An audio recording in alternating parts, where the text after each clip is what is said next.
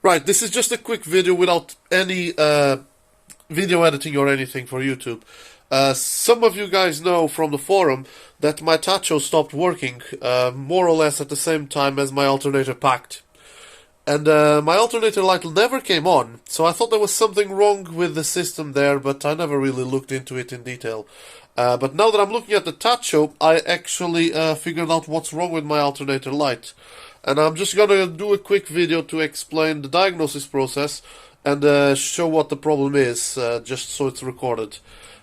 So the first thing is tacho stopped working, and in my case, I've looked at the documentation for the car, and I found that the tacho is a signal wire that comes from the coil packs.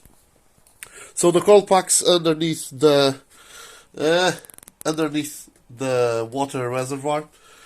So the first thing that I've done to diagnose this is to find the correct wire on the coil pack, which I believe was brown at this end. If it wasn't brown at this end, it was white and slate, but I think it was brown. So do a continuity check from that brown wire from here all the way to the instrument pack here to this one, to check for continuity across this white guy. So this white guy, white and slate, and I had continuity over it. So the next thing that I did, and this is something that not everyone will have that luxury, but I have a spare coil pack system, a coil pack module. So what I've done is install my spare coil pack module, and I'll just grab that to show here. So I have a spare coil pack module, which is actually the original one from the car. I've replaced this, even though it was working, when I had issues in the past, which turned out to not be an issue with the coil pack module. So it's quite handy for me to have a spare coil pack module, just in case anything happens. Either way, I replaced the coil pack module, and then problem was still there. So I put back my no longer new coil pack module, and I've taken apart the instrument cluster. So that's where we are right now here with the instrument cluster.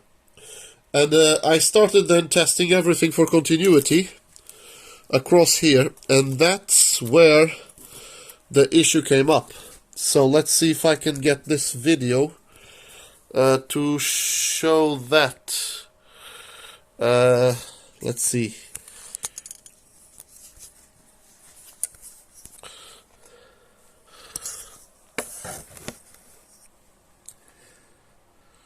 Yeah, this is a bit rubbish, but so there are effectively three important connectors.